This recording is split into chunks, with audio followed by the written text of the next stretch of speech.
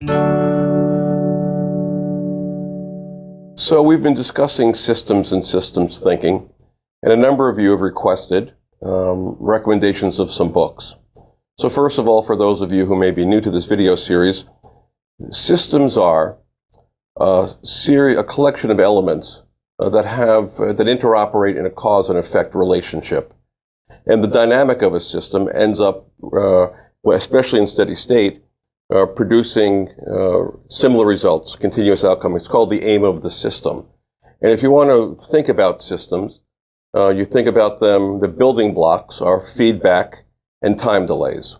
So that's the basic background of systems. If you're interested in doing a deep dive into systems, I'm going to recommend 3 authors for you. The first one is really my first encounter with systems thinking, and that's the work of W. Edwards Deming.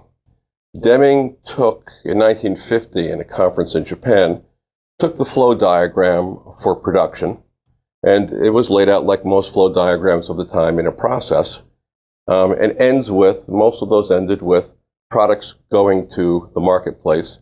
And Deming drew a feedback loop from the marketplace back into the company, that feedback loop allowing learning and continuous improvement and the increased quality of products.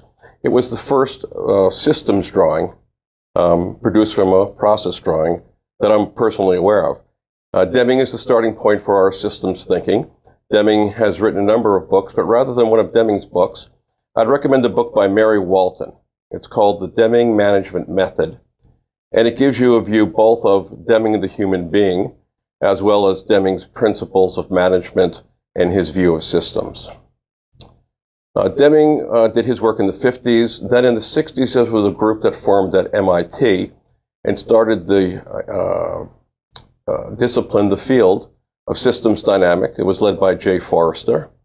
And he and his students and collaborators were the primary drivers of the evolution of our modern view of systems.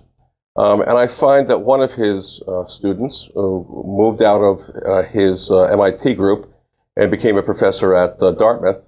Her name is Donella Meadows. Wrote a really terrific book called Thinking in Systems. And it's a really good way of getting to understand the dynamics of systems, especially of complex systems. And the third author I would recommend is, of course, Peter Senge, probably the most famous of the systems writers. In his book, The Fifth Discipline, he talks about the 5 disciplines of a learning organization, with systems thinking being the most important, if you will, the glue of a learning organization. If you either read Senge or have read Senge, be sure not to overlook the field book, the 5th Discipline field book that accompanies Senge's work. And it gives you, if you will, practical exercises to help move towards a learning organization. It's a nice complement to the theory of the textbook, the 5th Discipline itself. If you read these 3 books, your understanding of systems will increase immensely, and you'll be able to understand and see systems that work.